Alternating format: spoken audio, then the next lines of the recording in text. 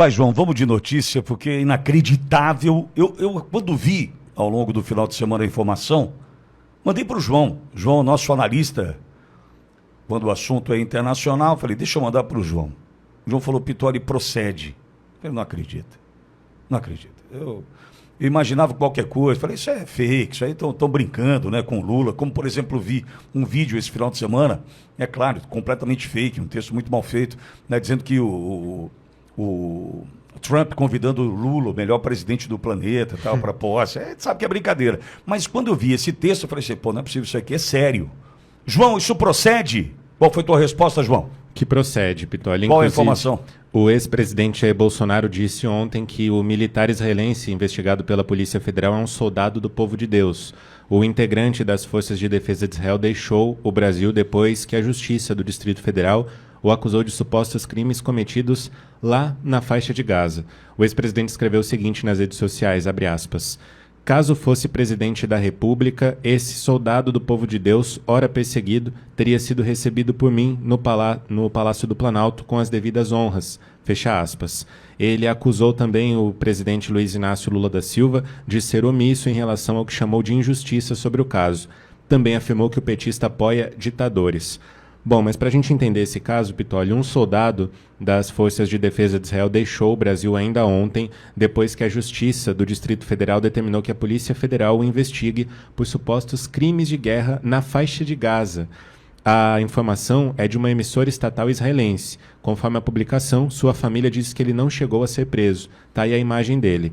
A determinação para que o soldado fosse investigado foi emitida em 30 de dezembro do ano passado pela juíza Raquel Soares Carelli, do Distrito Federal. Segundo o portal Metrópolis, o pedido foi apresentado por uma fundação organizada que defende ali o direito dos palestinos. O soldado israelense estava no Brasil para passar as férias. Ele é acusado de participar de um ataque que a gente está vendo aí as imagens na tela da Auriverde Brasil a um bairro residencial na faixa de Gaza em novembro do ano passado. Na ocasião, um quarteirão residencial foi demolido por explosivos. O local servia de abrigo para palestinos que se deslocaram internamente desde o início da guerra. Isso quem diz é a imprensa internacional, então fica difícil a gente confiar. No documento, essa organização anexou provas que foram coletadas por meio de uma investigação em dados de bancos e fontes de informações públicas. A organização argumenta que as evidências comprovam o envolvimento do soldado israelense. O pai do soldado disse ao Canal 12, no domingo, que um amigo que estava viajando com o seu filho recebeu uma mensagem de um escritório diplomático israelense dizendo que um pedido de prisão havia sido emitido.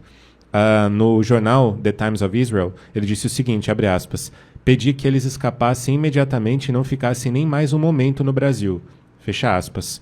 O pai afirmou ter recebido uma mensagem do filho na madrugada de ontem, domingo, dizendo que ele havia saído do território nacional brasileiro. Pitori. Walter, eu nem sei como classificar um absurdo desse. Mas vou te contar uma coisa, Walter. Há 1 ano e 1 mês eu estava em Israel. Cheguei em Israel e fiquei 9 para 10 dias em Israel. Numa das noites, nós fomos até um apartamento de uma brasileira, onde nos encontramos, Walter, com 20 famílias. 20 famílias. Eu vou guardar o local, o nome, embora eu tenha tudo aqui, gravações, inclusive, acho desnecessário.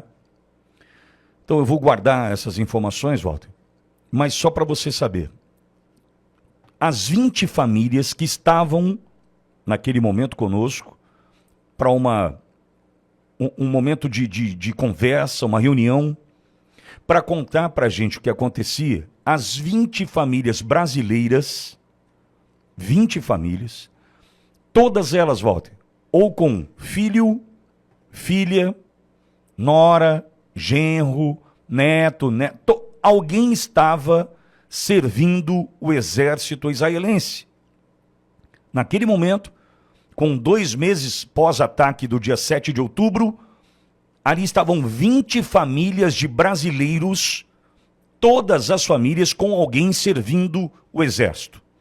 Lembrando que em Israel as meninas, as mulheres também servem a pátria. Naquele momento, Walter, nós tivemos a oportunidade de conhecer um garoto, morador de uma cidade do sul do país, vou guardar a cidade, acho. Nesse momento de perseguição no Brasil, acho isso tudo desnecessário trazer qualquer informação. E Walter, aquele garoto estava no 7 de outubro, no dia do ataque.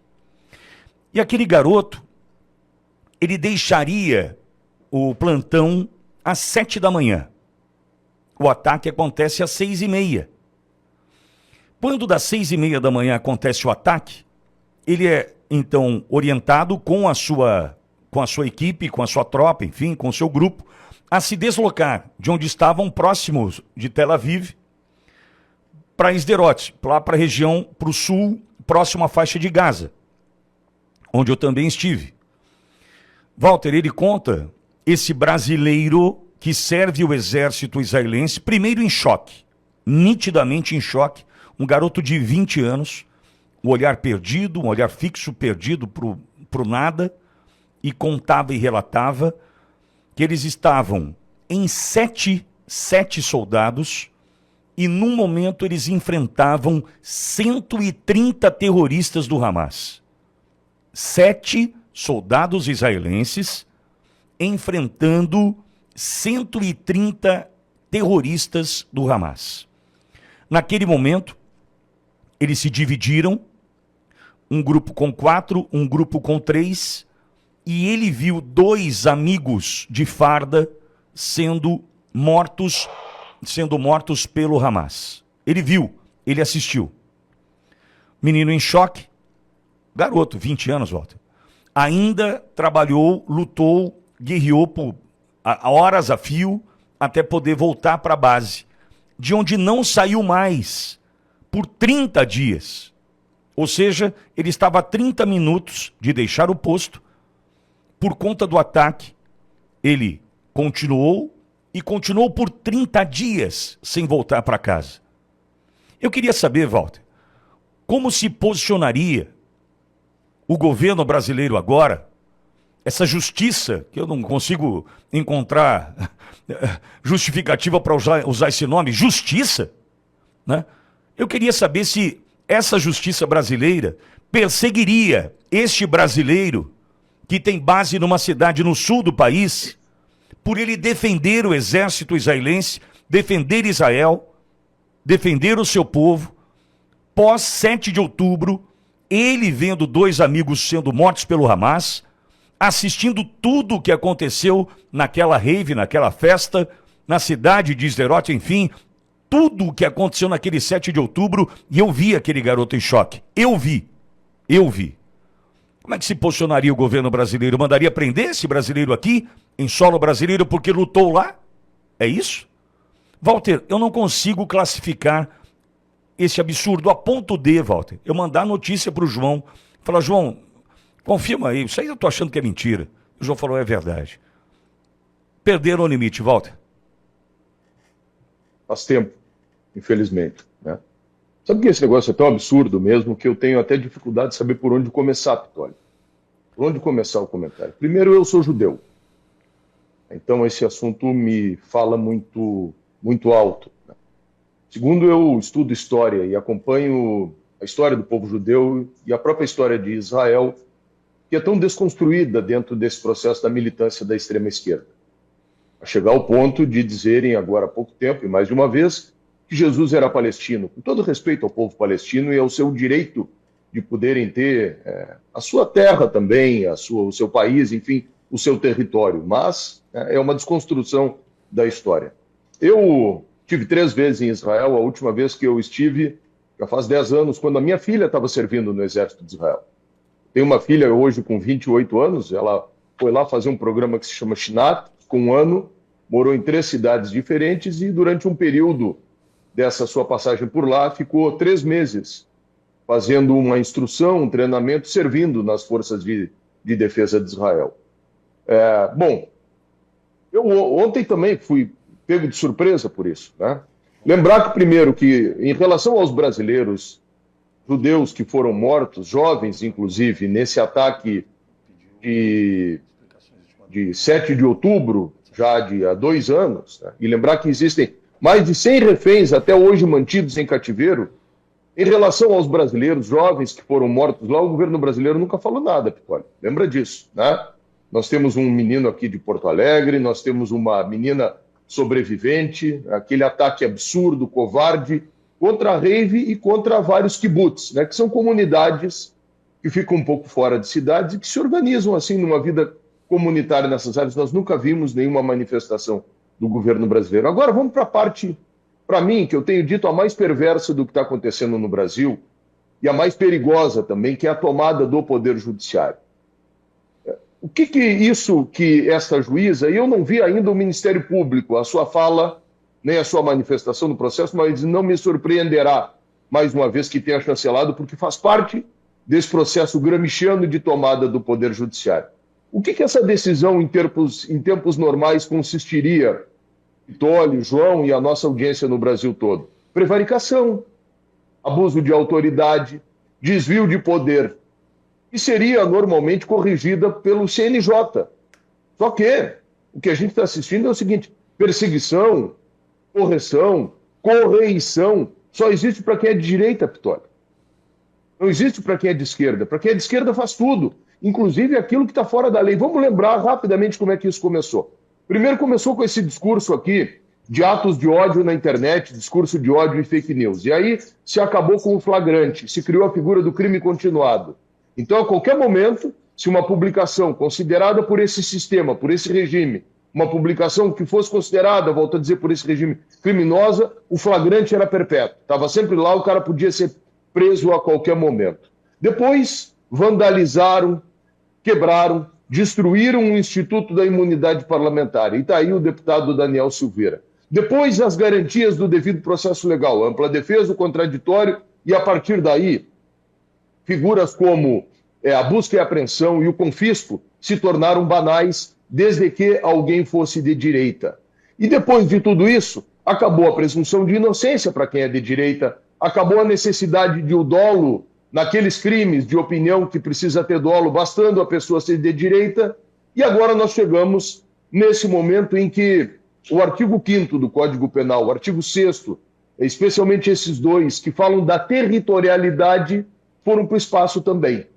Então pega uma ONG, e aí vem um outro aspecto de tudo isso, Pittoli, que eu quero chamar a atenção. Existe um ecossistema internacional daquilo que a gente chama de nova ordem mundial, que está lá na literatura. Esse ecossistema é composto por estruturas marxistas, né? Sindicatos por um lado e ONGs por outro. Isso funciona no meio ambiente e outras coisas. Aí pega uma ONG que tem filiação, pode ser a ONG da Greta Thunberg, pode ser da área ambiental, pode ser da área do feminismo, é uma rede internacional. Aí essa ONG é liderada por pessoas, inclusive uma que foi candidata a vereadora do PT aí em São Paulo e que foi presa em flagrante por pichação, e aí lá na Bélgica faz uma denúncia.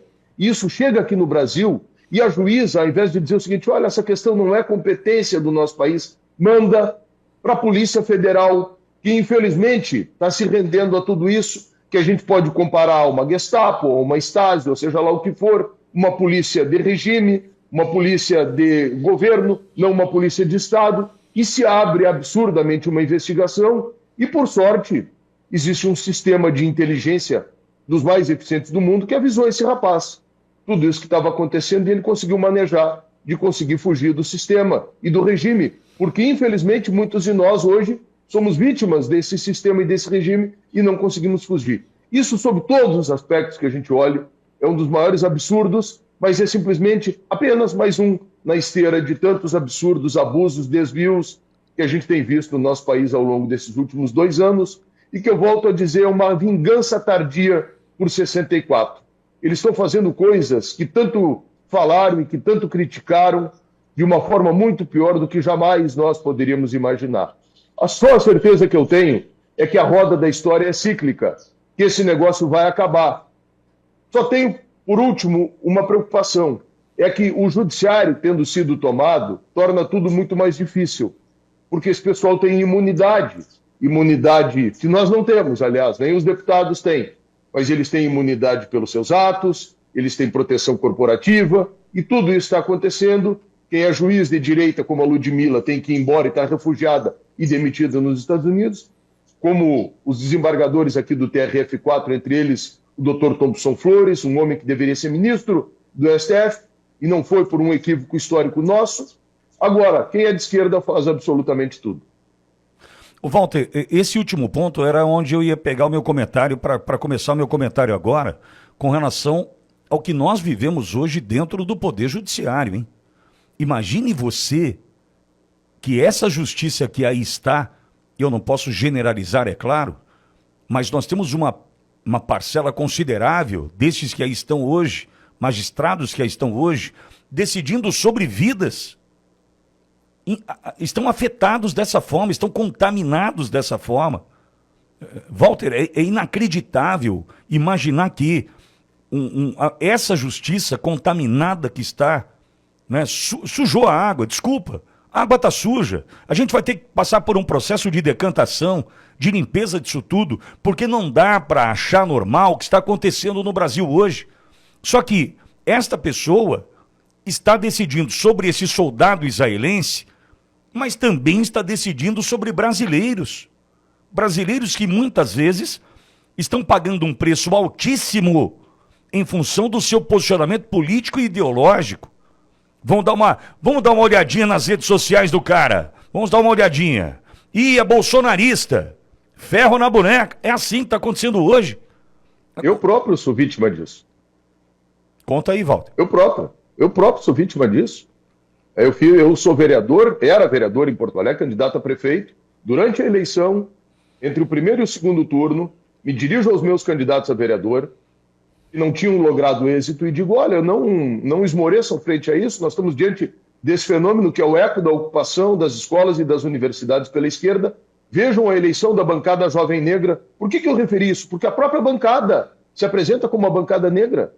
Bom, e não tem demérito nenhum nisso, né?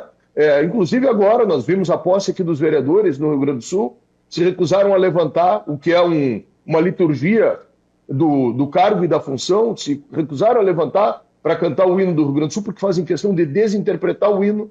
E digo o seguinte, olha, estamos diante da eleição da bancada, que é o eco da militância identitária, do que hoje a gente compreende como o oqueísmo, uma bancada sem tradição política, o que era um fato, e alguns com pouca qualificação, que não tinha nada a ver com a questão racial, simplesmente porque haviam feito parte dos black blocs, de invasão da Câmara. Pois bem, uma jornalista vinculada à Globo pega esta frase dentro de um contexto de uma análise, eu com imunidade parlamentar, tira fora, coloca no jornal aqui, porque eu havia feito uma crítica a ela na Rádio Gaúcha, ao vivo aqui em Porto Alegre, uma ONG dessas aí faz uma representação ao Ministério Público. Aliás, voltar para o fato do israelense, né? Esse é um outro absurdo e um outro desvio. Essa representação, essa notícia-crime, tinha que ter sido feita ao Ministério Público. O Ministério Público tem o domínio litis, ele que tinha que ter pedido a juíza e não a juíza de ofício mandar a Polícia Federal. Mais um abuso. A voltar aqui para o que eu estava falando. Aí quando eu vejo, vai para o Ministério Público, e lá pelas tantas, naquilo que tem que ir para um livro, como um processo kafkiano, um procurador aqui, que é meu amigo, me diz o seguinte, Walter, eles entregaram o teu assunto para uma promotora que notoriamente todos sabem aqui que é petista e que é apoiadora da Maria do Rosário. Aí quando eu vejo, eu estou denunciado por algo que eu abomino. E desde então eu tenho lutado com isso e tenho encontrado um judiciário totalmente aparelhado ideologicamente. À medida que algo que não tem dolo e um crime que é necessária a existência do dolo, que é o elemento subjetivo, até o Dr. Lênio Streck, que é um dos expoentes aí do grupo Prerrogativa, saiu em minha defesa. Me oferece, inclusive, um parecer de 30 laudas para dizer que não havia dolo naquela fala. Mas não adianta, Pitolio. Nós estamos lutando contra uma maré montante de autoritarismo que eles estão nos caçando com cedilha, caçando como presas aí pelo campo. Nos vislumbram, olham, como tu disse, as nossas redes sociais e atiram na cabeça para matar, para nos eliminar, para nos cancelar, para nos tirar da vida pública. Então, o que está acontecendo com o Daniel Silveira, o que está acontecendo com o general Braga Neto, o que está acontecendo com a senhora do batom, o que está acontecendo com a velhinha da Bíblia, o que está acontecendo no Brasil todo, é esse processo que eu não vejo cura nem salvação, infelizmente, porque foi a tomada do judiciário, volto a dizer. É a pior coisa que poderia ter acontecido. E nós não temos saída para esse processo, Pitolli. Não temos saída. João, já tem repercussão, já tem desdobramento? O que tem aí, João? Tem sim, viu, Pitolli? Um parlamentar israelense fez ameaças ao Brasil na rede social X no domingo após o soldado da Força de Defesa de Israel ser alvo de uma decisão da Justiça brasileira que determinou que a Polícia Federal o investigasse por suspeitas de cometer crimes na faixa de Gaza, informação que nós trouxemos há pouco. Dan Ilous publicou que, abre aspas, o Brasil se tornou um Estado patrocinador de terroristas. Em vez de perseguir terroristas, o Brasil persegue um soldado das Forças de Defesa de Israel, um judeu que sobreviveu a uma cozinha brutal e protege o seu povo. Uma pena que não será perdoado. Israel não ficará de braços cruzados diante da perseguição de seus soldados e, se o Brasil não corrigir seus hábitos, pagará um preço. Fecha aspas, complementou Ilous, que ocupa uma das cadeiras da Assembleia de Israel. Pitolli. Walter, é só a primeira. A gente não tem ideia ainda de onde isso vai chegar. É importante ressaltar que é só o início, hein? Se for um final de semana, calor, a gente saindo do ano novo, muita gente voltando para casa. A gente não tem ideia de como isso vai reverberar. Mas vai, Walter. Tem um fato, não vou dizer nem os locais, né, até por questão de segurança, mas os jovens israelenses gostam muito do Brasil. Eles vêm muito para a Bahia. Muitos. Tanto que esse menino estava lá. Agora, eu fico me lembrando do salmista, né? De onde virá o meu socorro? O socorro virá do Senhor. Olho para as montanhas e pergunto de onde virá o meu socorro. A gente está olhando para uma montanha, né? Que é essa montanha ideológica que foi o professor Olavo de Carvalho, não o nosso querido Olavo aí, né? Falava disso. E a esquerda, ao longo do século XX, construiu uma espécie de uma cordilheira intelectual. E isso é um fato, quer a gente goste ou não. Tomaram conta das universidades, das escolas, eles criaram um local de virtude, o cara que tem que ser de esquerda, tanto que a gente está vendo o que está acontecendo aí no próprio Poder Judiciário.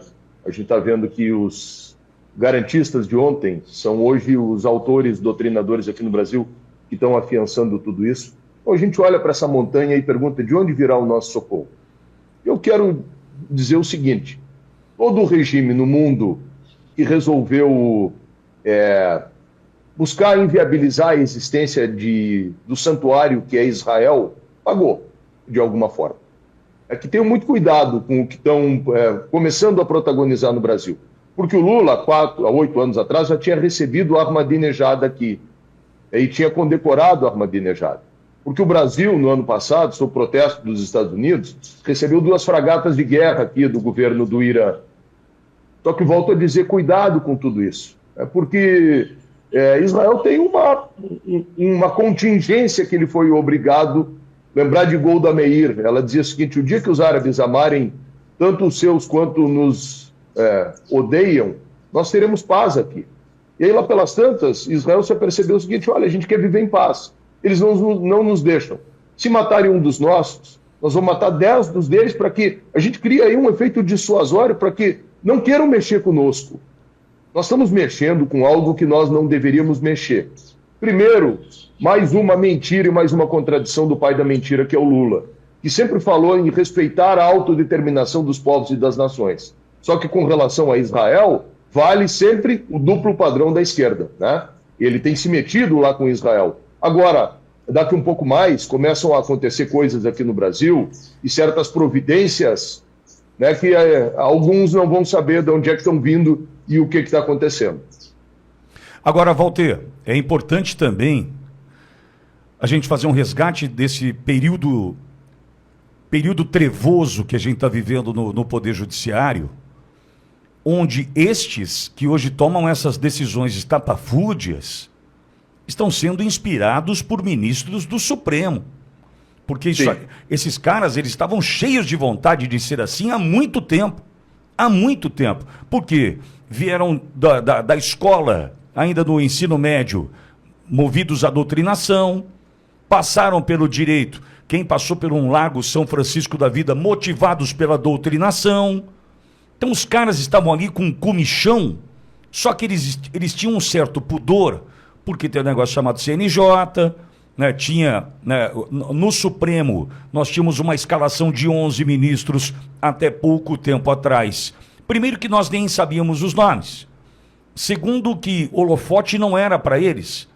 E havia uma conduta ao mínimo ética, podemos chamar assim, né, fugindo de tudo que a gente está vendo agora. Aí imagine você, juízes como agora estão tomando esse tipo de decisão, juízes estão olhando para cima e falando assim, opa, se o cara lá em cima fez, eu também posso fazer. Se o cara lá em cima fez de ofício o que ele não podia fazer e fez e ninguém falou nada, opa, também posso. E olha, serei aplaudido ou aplaudida em função do que decidi fazer, porque tem uma parcela da imprensa que muito provavelmente vem a distorcer o que esse soldado fez lá em Israel, defendendo o seu povo, matando o terrorista. Olha, explodiu um quarteirão. O que tinha ali? O que tinha ali? Será que nós vamos ter que mostrar que, mais uma vez, o Hamas usava o seu povo palestino como escudo? Como usou em escolas, hospitais, igrejas, para esconder seu arsenal? Será que a gente vai ter que mostrar isso para tentar desqualificar a narrativa mentirosa de que esse soldado é um genocida? Mas, volto ao ponto do início deste comentário. Tem gente encorajada diante de tudo que está vendo e vivendo aí nessa nova fase trevosa do Poder Judiciário no Brasil, hein, Walter? Perfeito, o teu comentário foi exatamente isso que eu falei ontem também no meu Instagram, na live que fiz. Quando isso aconteceu, quando pegou a história do crime continuado, né, e inovou, depois quando pegou a imunidade parlamentar e inovou, depois quando acabou com o princípio da reserva legal, o que era isso?